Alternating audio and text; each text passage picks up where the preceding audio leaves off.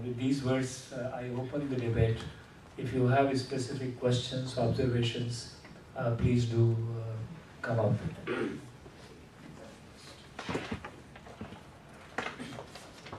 Yes, Surya.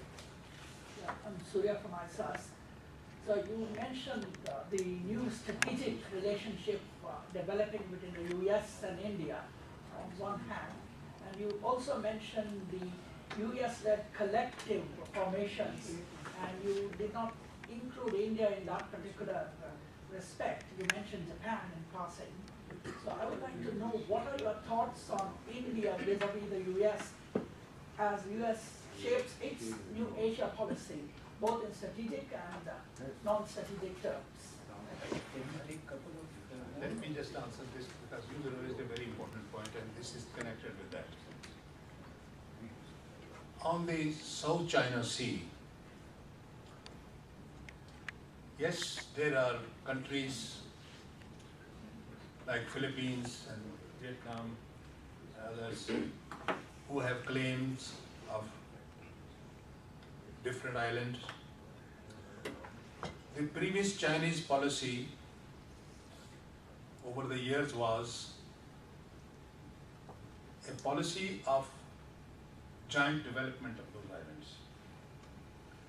But apparently, it did not work out. And now the Asia pivot policy is encouraging all these claimants to take a more assertive, I wouldn't say aggressive, a more assertive line vis-a-vis China. Yes, the United States sees for India a larger role. President Bush had announced that he wants to see India playing a major role in the Indian Ocean. And recently, there are reports, I don't know whether they are authentic or not, that Indian Navy has also been encouraged to move in the direction of South China Sea. So, United States sees India as a partner in its Asian policy. Since I don't take I am convinced that in the age of thermonuclear and missile capabilities of nations, I don't see the prospect of an actual war. I see the prospect of tensions and pressures between nations, even between China and India. While the China and India are cooperating in many fields, they even have joint military exercises, the United States policy would prefer a more confrontational development between China and India. So they see, that's when I said their unilateralism has failed. Now they are encouraging all their allies, and in this region I see probably Cambodia is the main country which is strongly taking the Chinese line. In the recent meetings, they were the ones that blocked the issuing of a joint communique which was anti-Chinese communique. But in Vietnam, the US influence increased. In Philippines, the Subic Bay and Clark bases are again being used. There were 70 visits of US naval vessels last year during these two bases. 70 visits in 1 year. They are not owning the bases, but they are exclusively using the bases. Similarly, they are sending their naval visits to Vietnam's port. And Burma, the support to Suu Kyi Aung San is to basically designed to undercut the Chinese influence in Burma. So India's role is the Americans see in Afghanistan as well as in South China Sea as a role on their line. Anyone else? Yes, you can. There's a question on the elephant in the room which is not mentioned. One is American America being self-sufficient in its oil and gas due to its latest scientific improvements, and as well as Canada. This has a direct effect on the Arab countries, whose main purpose for American support was oil. Countries that are outdated in politics or in anything, the change should come. So, what would be the effect of this? Because both India and China will be, and South Asian nations, all are dependent on oil more than anything else. The oil prices in the Middle East may drop substantially. This could again change the whole picture. I cannot yet construct what could happen in a situation like this. Do you have any opinion on this? Anyone else? Okay, this one. Yeah, you have? Yeah, come in. Oh yes, thanks a lot. Well, Senator, you did not mention at all about Iran and the question of the coexistence between partnership between Iran and Korea, North Korea. And you say here, in terms of I reference. was going to, but Yeah. then I stopped, I said, we'll, Okay. I thought I was not going to be too long. Yeah. I said proliferation is one of the major issues, and in this Iran, Pakistan and Korea. Sir, on your question, United States is self-sufficient in oil, but it doesn't use its own oil. I was ambassador in Nigeria, and the American ambassador, who was an oil expert, he said, we don't want Nigerian oil because this is too far away from Russia's approach, Soviet Union's approach at that time.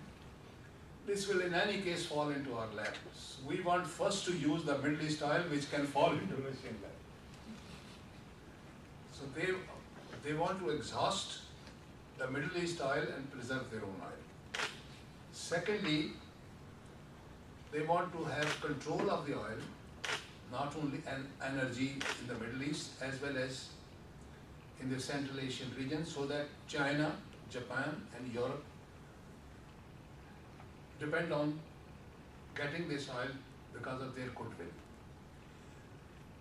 And they don't want either Europe or Japan, which were their allies, or China to have independent sources of energy without their control.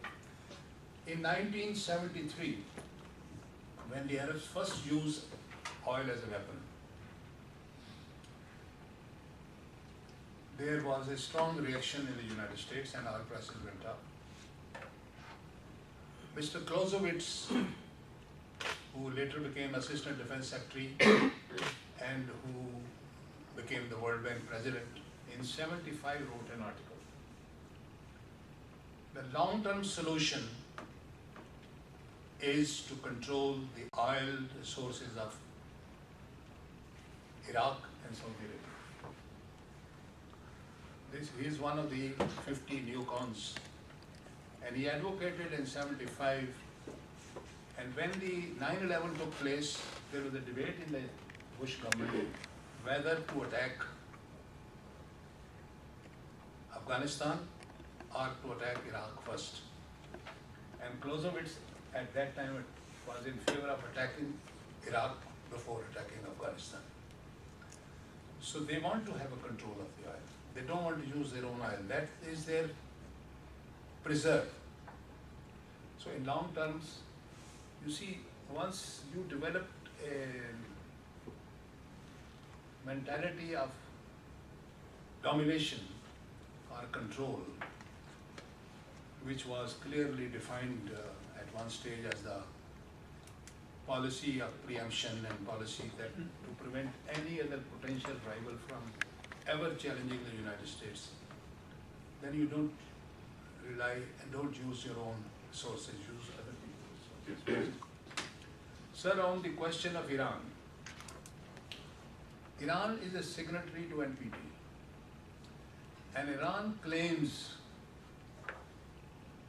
that we have no intention of making the bomb. Our program is peaceful. So under the NPT, they are entitled to have peaceful uses of energy. It is also the obligation of nuclear powers under NPT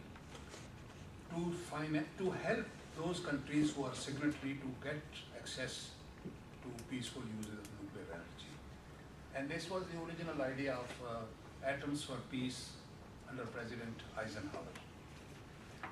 Now here, the United States is denying nuclear energy, peaceful uses of nuclear energy, to a country which is a signatory to NPT. And it has violated its own laws.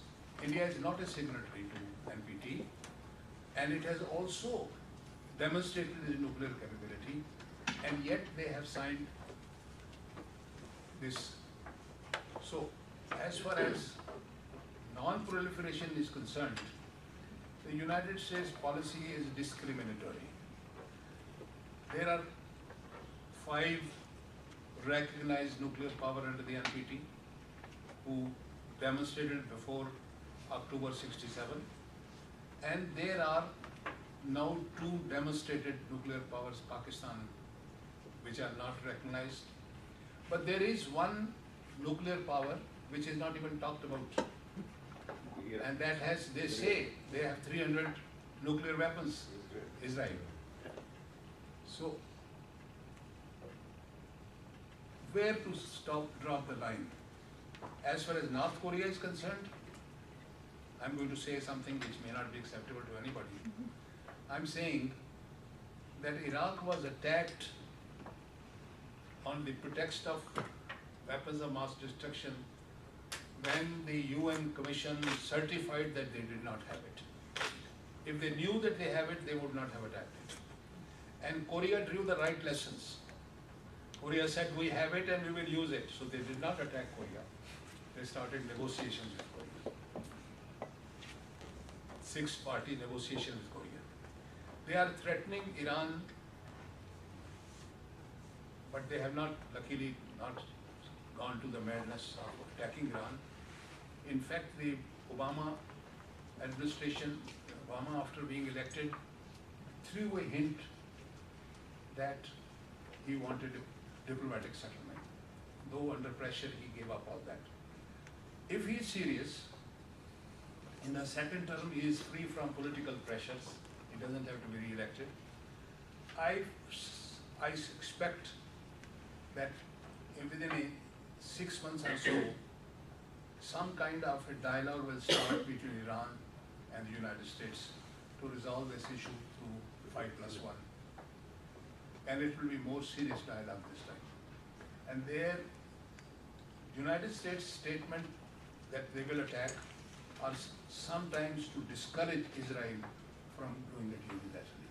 So I think there is a new book that has been written in the United States called The Tyranny of Geography. The Tyranny of Geography, the author has proclaimed, and he was on television a few days ago, saying that the only real countries in the Middle East are Iran and Turkey. And the Arabs are artificially drawn lines. So United States should reorient its policy by having a new relationship with the only 2 real countries which have a history and a past, Iran and Turkey, although they don't have a good relation among themselves at present. So I think thinking is changing on this issue, and I don't expect a conflict with US and Iran, never can, but some improvement between US and Iran. In 1999 August, the United States prepared a report called 2025. And in that also they projected that by 2025, United States principal alliance in the region would probably be with Iran and not with the Arabs. So their thinking is changing. As far as North Korea is concerned, it's a unique maverick country, and it's going to, I think, remain on that line for quite some time. Yeah, I have a question, looking at the title of your talk, is on trends in emerging Asia. And in that connection, you said that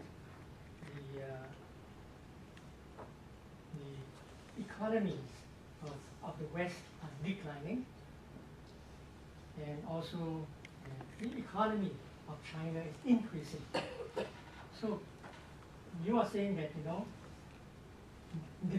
it's the West versus China, emerging Asia, because it seems that for emerging Asia, you seem to concentrate very single-mindedly on China, and that's not useful, because emerging Asia is a group of countries, not just China. Okay. Second point. The West is not USA. The West, you have modern Europe, which is very prosperous and going well. You have Germany, which is growing well. And it's a mixture of countries. So it is not very correct and not very helpful to say, one is declining, the other is increasing. I think we have to be more accurate. Thank you, sir. We've been having a- That's a very important question.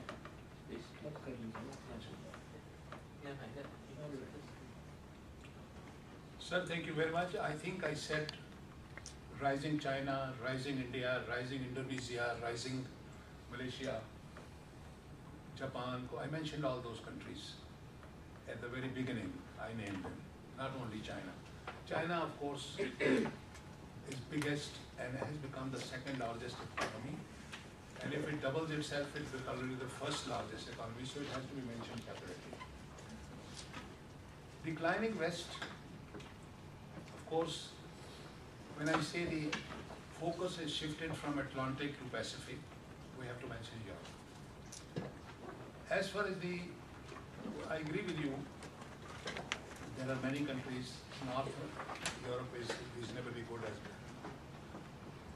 If you imagine the situation of European Union, Greece, Italy, Ireland, what is their economy? More or less people are even thinking of expelling them from the European Union. Hungary, what is its economy? Hungary is now selling its nationality at 250,000 euros. You can buy a Hungarian nationality because they want to retire their debt.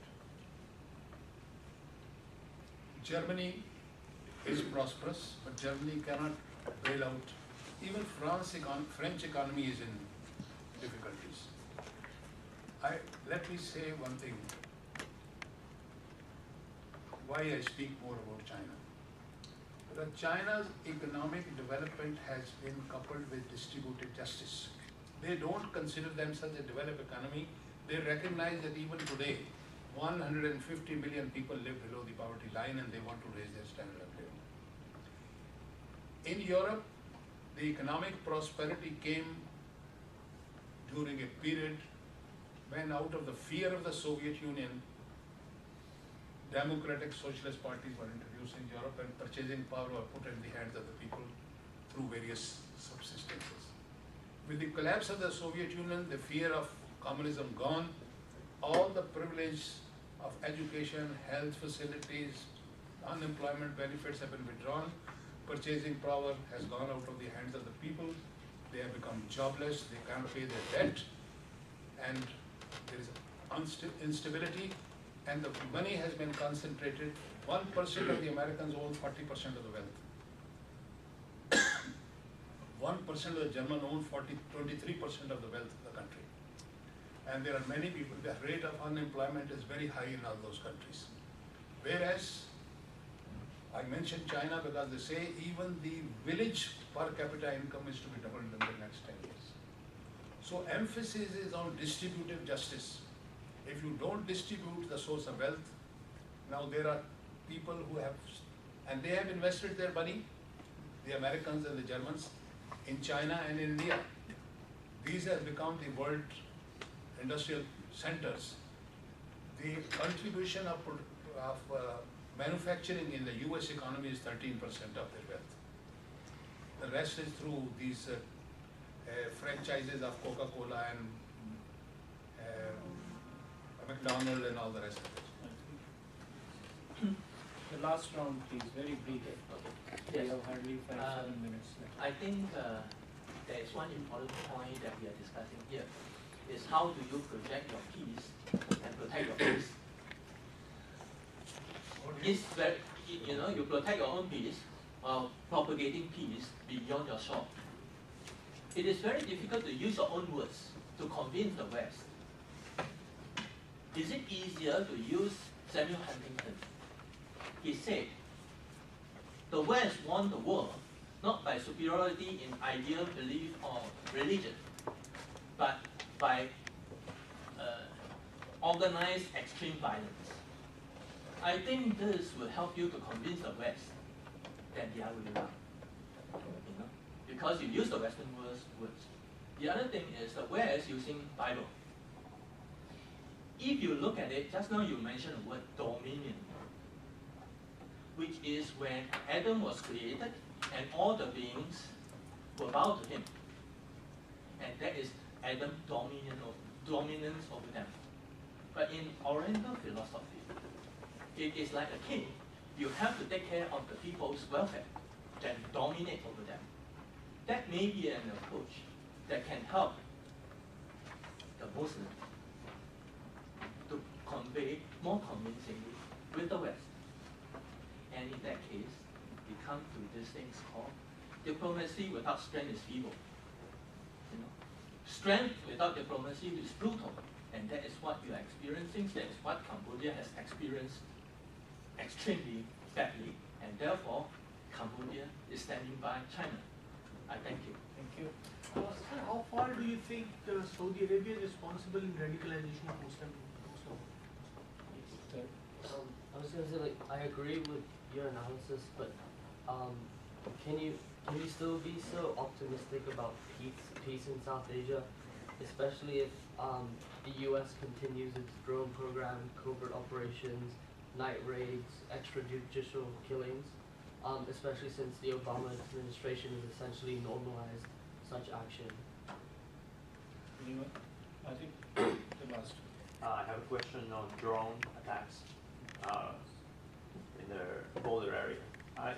You mentioned that the U.S. is going to keep the base to continue the attack.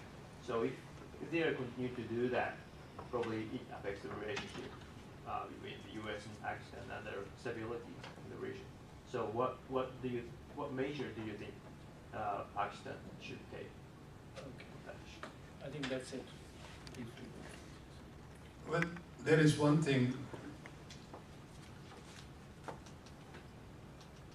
In the Muslim world, there are different trends. But the most important trend in the Muslim world, like in the Western world also, is an awareness of the potential of people's power. Through the social media, people have organized themselves. How did the Egyptian revolution come? How did this change in Tunis come? And now, again, the new conflict in Egypt is that people are not willing to accept dictators and they're not willing to accept elites. Saudi Arabia has a philosophy which is a very conservative philosophy. That's one way of life. But you have very rightly said that they have won by superior organization, superior military use of power. This has been the traditional method in history by superior military power, you overwhelm others and rule over them. This is why the US is these days referred to by many writers as empire. They are an empire. Apart from Huntington, there are many other scholars who have written along the same lines. And in response to Huntington and others, including Nixon, who wrote about it, the president of Iran, former president Fatmi, said instead of clash of civilization, we want dialogue between civilization. Because gradually, the only respect I have for atomic weapon is that it has made people think that war is not a good thing. It is a peaceful instrument by creating terror in the minds of people about the possibility of, it has been used in Hiroshima and Nagasaki. It has given rise to terrorism. No, it has not given. You said it gives terror in the minds of the people. In a sense, yes. It frightens you to think of war. So people are forced to think of peace. Now, on India-Pakistan, since 1958, I have been saying India and Pakistan cannot think of a war because both declared their nuclear weapons. Previously, they should not have thought of war, but they used to think of war. We had Kargil after that. Kargil we had after 1998. Yes. हाँ जी, लेकिन सारी दुनिया आगे रुकवा दी ना, China भी आ गया, America भी आ गया, ये भी आ गया। आप अमेरिका गए रोकने के लिए, सारी दुनिया ने कहाँ रुकवा दी? चली आ गया। नहीं तो फिर वो उस तरह से फिर। Anyway, I think there are two more questions to want to respond to. And about your drone attacks, you see, the Americans have come to the conclusion that white American life is very valuable. And therefore, the instruments they have invented are without any pilots. And no amount of convincing is going to convince the Americans not to use drone attacks. They are going to use it. In fact, CIA has now requested for more purchasing more drones. There was an American delegation 2 days ago before I came, and they said President Obama wants to leave a legacy in his second term. I said, may I suggest that there is one legacy. Obama's coming to the White House is the fulfillment of the dream of Martin Luther King.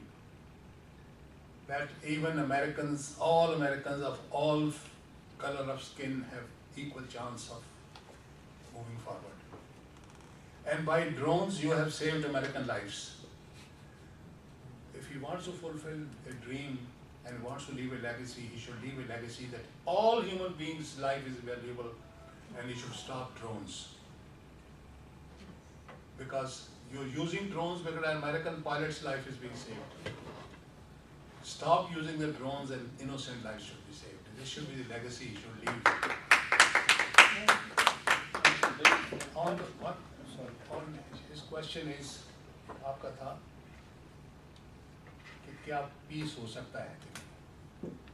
भाई बात यह है, UNESCO's charter says war begins in the minds of men, and it is there that the foundation of peace should be built. And that's what I'm trying to say, that peace ho sakta hai. And I want to convince people that peace ho sakta hai so that they start thinking of peace. Young lady wanted to raise a question, if you permit this. Please. All right. I wanted to, I was wondering if you could talk more about India-Pakistan relations. I was wondering how entrenched you think the hostility is between India and Pakistan, and whether there is any possibility of a long-term alliance. There are extremists in both countries who are hostile and advocating hostility. But there is now a new trend both in India and Pakistan where people are talking about each other in positive terms. And I think this trend is spreading. In few lines on my question also. A few words on my question also. Saudi Arabia. Saudi Arabia. And radicalization of Muslim world. Saudi Arabia and Iran are two victims of American policy of intra-religious conflict. Now, the Huntington theory has been modified by some scholars recently, that instead of talking of clash of civilizations, we should create a clash within civilizations, and especially in the Islamic civilization and in the Chinese civilization. And there is certain cults being encouraged in China, which are being crushed. And there are Sunni and Shia question, the Salafi and Sufi question. There are many Sufi conferences being held in America. Now this year, Saudi Arabia has purchased 33 billion worth of armament from the United States. 33 billion. India has only purchased 9 billion. And 33 billion, क्या करेंगे उसको? चला नहीं सकेंगे. The Americans will come and use it. So this is just to siphon off their money. And they are primarily against Iran.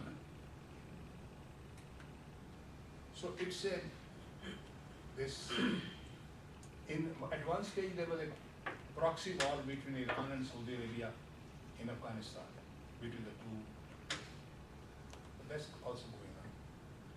It will not last very long, because I'm going to say something which some Muslims will get angry with me. Saudi dynasty is all older than me. How long will they last? Thank you. Thank you. I think we have had a very interesting and useful discussion on the problems of Asia. Thank you very much for participating. Please give a big hand to Senator.